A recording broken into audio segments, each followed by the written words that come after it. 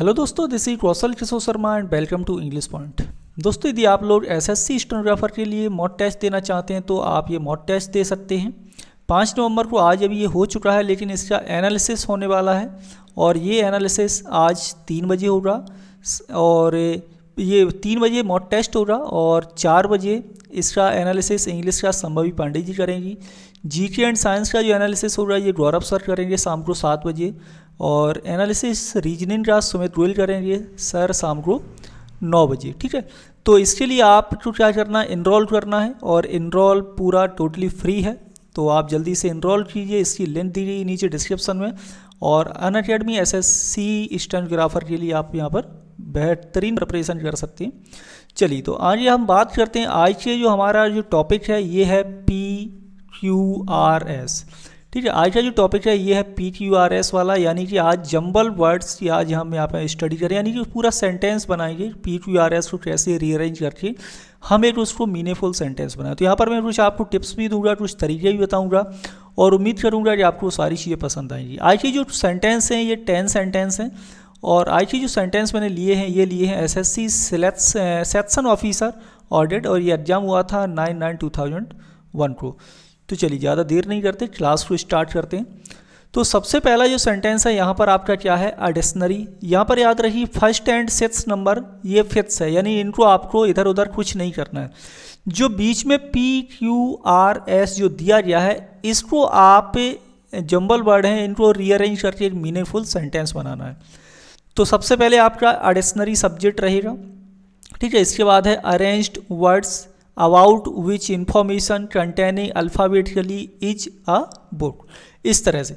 तो सबसे पहला रूल तो यही है कि आपका जो 1 नंबर में जो फर्स्ट में आपका पार्ट दिया गया है ये कोई सब्जेक्ट होगा, या तो आपका सब्जेक्ट होगा, नहीं तो फिर फ्रेज होगा, है ना, या फिर हो सकता है क्लॉज भी लिखा हो। इवन यहाँ तक कि क्लॉज भी आपको पहले वाले क्वेश्चन में मिल जाएगा। तो यहाँ पर देखिए, अब आपको यहाँ पर क्या करना है कि जब भी कोई सब्जेक्ट फ्रेज या क्लॉज हो रहा तो उसके बाद फिर क्या आता है, सीधा हमें वर्ब का प्रयोग करना पड़ता है। सब्जेक्ट के बाद क्या यूज करना पड़ता है, वर्ब। तो यहाँ पर यदि हम वर्ब देखेंगे तो देखिए अरेंज्ड आपका पास्ट इंडेफिनिट बन सकता है। अबाउट नहीं आएगा तो यहाँ पर हम क्यू से नहीं स्टार्ट करेंगे और ये आपका सेकंड ऑप्शन है, इसको हम हटा देते हैं। अब आपके पास 3 बचेंगे। अब आता है containing alphabetically is a book, इस तरह से। अब डिक्शनरी आपका कंप्लीट सब्जेक्ट यहाँ पर है, इसके बाद हमें सीधा वर्ब चाहिए। तो वर्ब आपका कहाँ पर है, एक तो 6th नंबर में है तो 6th तो आपको हटाना नहीं है, तो लास्ट में ही रहेगा। फिर डिक्शनरी आपका सिंगुलर सब्जेक्ट है, इसके साथ देखिए क्या लगा हुआ है, इज। डिक्शनरी क्या होती है, किताब होती है, डिक्शनरी इज ए बुक। तो यानी कि आपका यहाँ पर एस से सेंटेंस स्टार्ट होगा। अब आप क्या करेंगे, सीधे सीधे 2 एग्जाम्पल जो आपके ऑप्शन है ये हटा दिए मैंने। 3rd और 4th नंबर का बचा है। अब इसके बाद आपको क्या देखना है कि एक में है आर और एक में है आपका पी है। तो यहाँ पर क्या है, डिक्शनरी एक ऐसी किताब होती है जिसमें क्या होता है।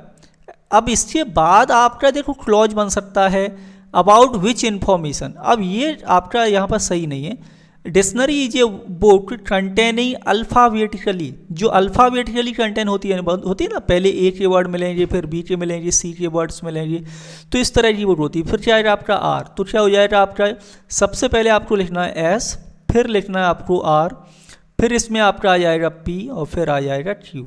तो राइट ऑप्शन क्या होगा आपका, राइट ऑप्शन होगा आपका ऑप्शन नंबर 3rd। तो सेंटेंस होगा dictionary is a book containing alphabetically arranged word, जिसमें अल्फ़ाबेटिकली अरेंज्ड वर्ड होते हैं। ठीक है, और इसके बाद क्या फिर लिखना है आपको, which about which information is given, जिनके बारे में इन्फॉर्मेशन दी जाती है। तो ये होगा आपका क्वेश्चन नंबर 1। आप भी कमेंट करके आंसर को बताते जाइए, राइट आंसर बताते रहिए कि यहाँ पर राइट आंसर क्या होगी। चलिए, नेक्स्ट है क्वेश्चन नंबर 2। इसमें आपका सब्जेक्ट है एग्रीकल्चर।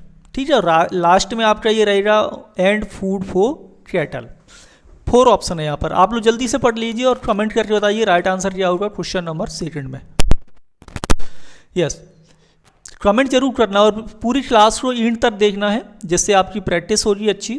तो यहाँ पर क्या है, अब पी में लिखा हुआ है cotton for our clothes, raw material like jute and sugar cane for our industries gives us food. अब यहाँ पर हम क्या देखते हैं कि यहाँ पर आपको एग्रीकल्चर आपका सब्जेक्ट हो गया।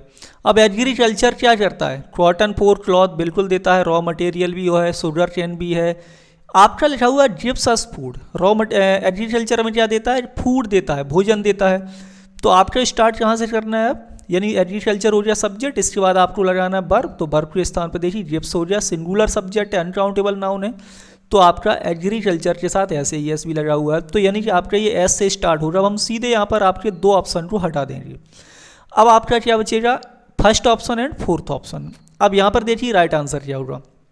अब एग्रीकल्चर हमें क्या देता है, फिर पी ऊपर से स्टार्ट कीजिए, cotton for our cloth, cotton देता है क्लॉथ के लिए। फिर क्या देता है, रॉ मटेरियल लाइक जूट, ठीक है, रॉ मटेरियल देता है जूट, और and sugar cane, sugar cane भी रॉ मटेरियल है, इससे शुगर बनाई जाती है, फॉर अवर इंडस्ट्री। तो आपका सीधा सीधा सिंपल हो जाएगा, आपको सबसे पहले एस, फिर आपका पी, फिर आएगा क्यू, और फिर आएगा आपका आर। तो राइट ऑप्शन होगा क्वेश्चन नंबर सेकंड में, ये होगा आपका ऑप्शन नंबर 4। क्लास कैसी लग रही है इसके बारे में भी कमेंट जरूर करना है। नेक्स्ट है क्वेश्चन नंबर थर्ड।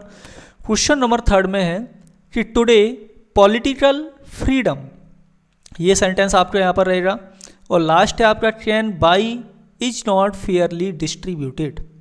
तो जल्दी से कमेंट कीजिए क्या होगा राइट आंसर आपका यहाँ पर। तो आप मानिए कि टुडे आपका टाइम एडवर्ब हो गया पॉलिटिकल फ्रीडम। पॉलिटिकल फ्रीडम को यदि हम सब्जेक्ट मानेंगे तो इसके बाद हमें क्या लगाना है, वर्ब। तो एंड क्या है आपका, कंजंक्शन है, ठीक है। तो पी से तो स्टार्ट नहीं होना है, तो 4 नंबर का ऑप्शन हटा दो। However money and all that, ये भी आपका वर्ब नहीं मिल रहा है हमें। अस्योर्स, हाँ, political freedom assures people, political freedom लोगों को अस्योर करती है किसकी, इक्वालिटी बिफोर लॉ, लॉ के सामने इक्वल हैं सभी लोग। तो ये आपका वर्ब यहाँ पर सिलेक्ट हो रहा है क्वेश्चन नंबर थर्ड में। तो आपको स्टार्ट करना है फिर ये आर से। तो आर के लिए अब आपके पास कितने ऑप्शन है, आर के पास आपके पास केवल एक ही ऑप्शन है, यानी सेकंड ऑप्शन। तो फर्स्ट ऑप्शन भी आप हटा दीजिए और थर्ड ऑप्शन भी हटा दीजिए। राइट आंसर क्या होगा आपका, ऑप्शन नंबर थर्ड। सेंटेंस पढ़ लीजिए अब। Today political freedom assures people equality before law and the right, बिल्कुल equality before law and right भी हमें बताता है, ये देता है पॉलिटिकल फ्रीडम। और क्या करता है, to elect their government however money and all that money can buy is not fairly distributed. Yes, तो राइट आंसर होगा आपका क्वेश्चन नंबर थर्ड में सेकंड। नेक्स्ट है क्वेश्चन नंबर 4, और क्वेश्चन नंबर 4 में क्या है, क्वेश्चन नंबर 4 में है by far the most logical step, आपको यहाँ से स्टार्ट होना है, PQRS आपको दिया गया है, लास्ट आपका रहेगा when switched by the house wife. करिए जल्दी से पढ़ के कमेंट कीजिए क्वेश्चन नंबर 4 का राइट आंसर क्या होगा। By far the most logical step, P में आपका है to relieve the housewife of routine which can be programmed to carry out standard operation is to provide a robot। जल्दी कीजिए क्या होगा राइट आंसर। तो यहाँ पर देखिए आपका है सबसे पहले by far the most logical step, किसका step, to relieve the housewife of routine, ये आपका पूरा सब्जेक्ट रहेगा यहाँ तक। अब हमें इतना आपका पूरा सब्जेक्ट रहेगा, लॉजिकल स्टेप किसके, relieve the housewife of routine के, ठीक है। अब ये आपका क्या होगा, इसके बाद अब हमें लगाना है वर्ब। तो वर्ब कहाँ स्टार्ट होती है आपकी, एस में। तो क्या आएगा, पहले पी फिर आपका S, is to provide a robot, और इसके बाद क्या है आपका, अब ऑप्शन देख लेते हो, सीधा ऑप्शन पे जाइए। इतना देखने के बाद ऑप्शन नंबर सेकंड आपका राइट होगा, आपके तीनों ऑप्शन ये रॉन्ग। तो अब आप सेंटेंस को पढ़ लीजिए। To relieve the housewife of routine is to provide a robot which can be programmed to carry out standard operation when switched by the housewife. तो ये होगा राइट आंसर आपका क्वेश्चन नंबर 4 का option number second.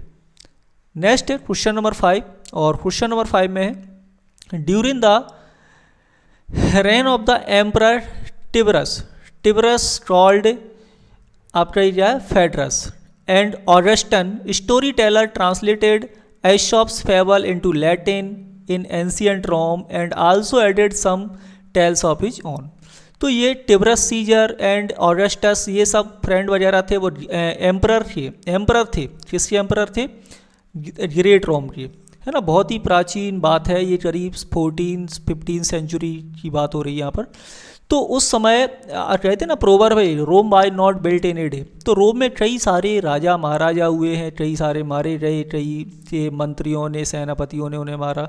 तो बहुत बड़ी stories हैं, कई सारी कहानियाँ हैं रोम के बारे में, चाहे वो ऑगस्टस हो, टिबरस सीजर हो, है ना, और भी बहुत सारे हैं। तो उनके बारे में यहाँ पर आपको बताना है। तो क्या है, during the reign of the emperor Tiberius, Tiberius के बाद अब आपको यहाँ पर बताना है कि हम क्या यूज करें, कहाँ से स्टार्ट करें। तो टिबरस कब था, इन एंशियंट रोम, यानी प्राचीन रोम में जो टिबरस था ना, तो ये आप सबसे पहले लिखना है एस, और एस आप कहाँ से स्टार्ट करेंगे, तो एस के लिए आपका राइट ऑप्शन है, यहाँ पर आपका ऑप्शन नंबर 3 हो रहा है, ये आपका फर्स्ट, सेकेंड और फोर्थ यहाँ पर राइट नहीं हो रहा। तो आपका यहाँ पर राइट आंसर है वो है आपका ऑप्शन नंबर 3।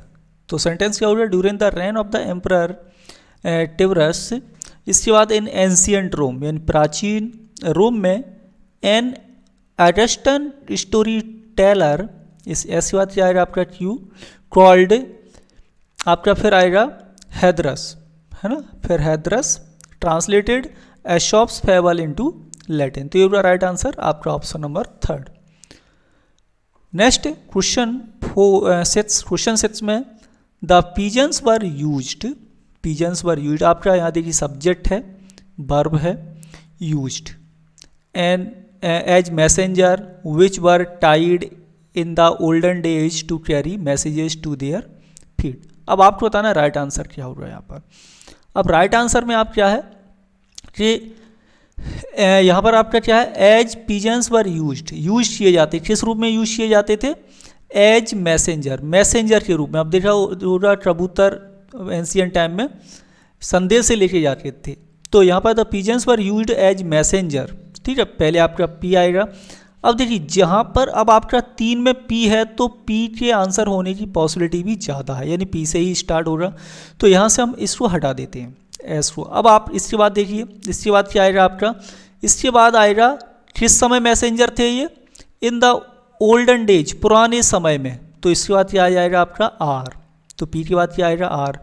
अब आर कितने में है, आर अब देखिए 2 में है, अब यहाँ पर 2 में है तो पी आर, यानी कि इसकी पॉसिबिलिटी ज़्यादा है, फर्स्ट भी हमारा यहाँ से हट गया।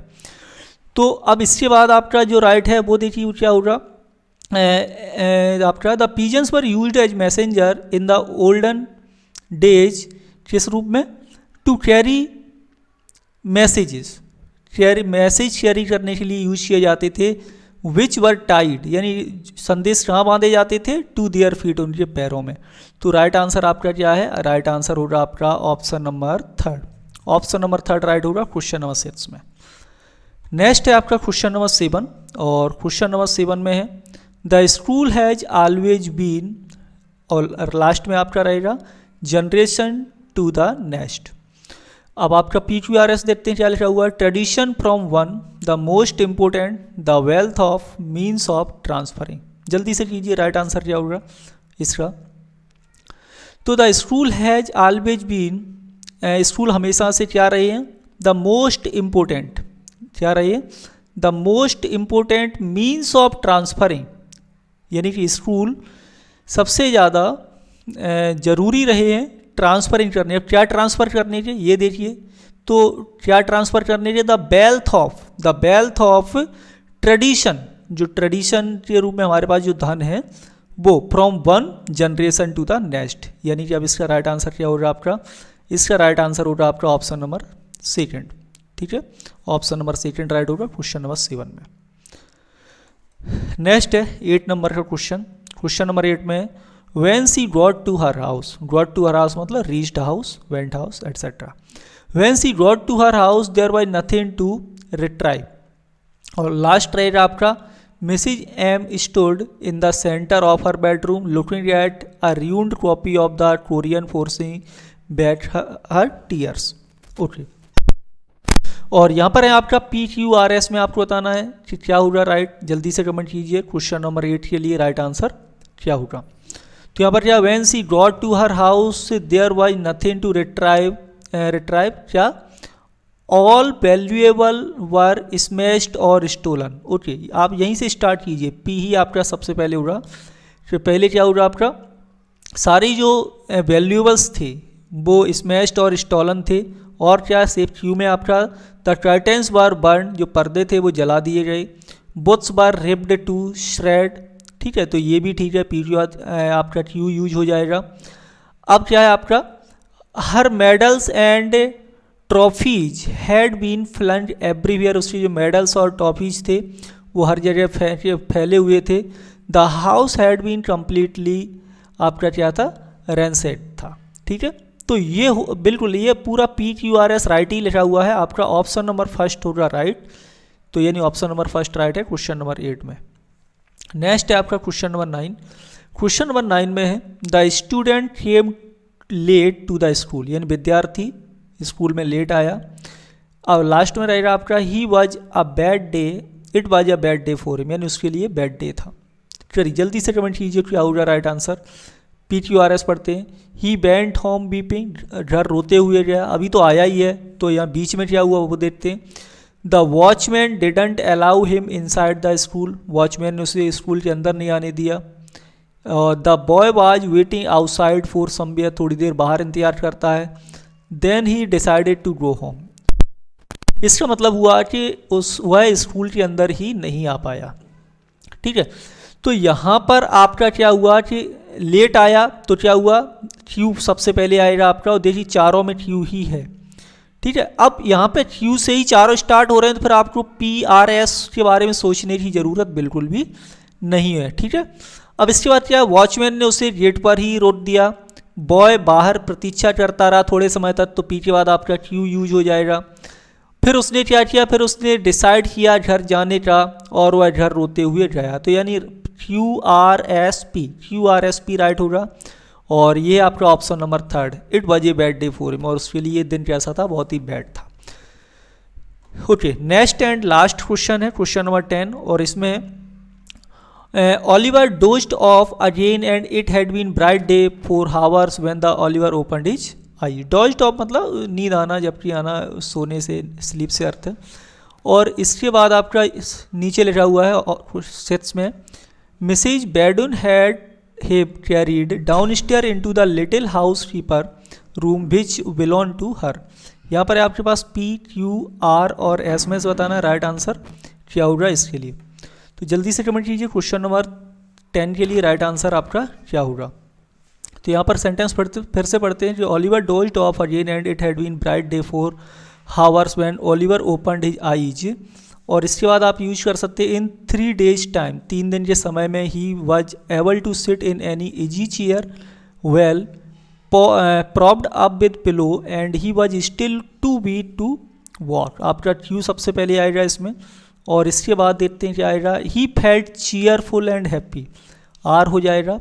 और इसके बाद आपका the crisis of disease was safely past, S ठीक है, he belong to the world again. Okay, तो QRSP ये होगा राइट आंसर, और इसका राइट आंसर है आपका ऑप्शन नंबर 3। क्वेश्चन नंबर 10 का राइट होगा आंसर ऑप्शन नंबर 3।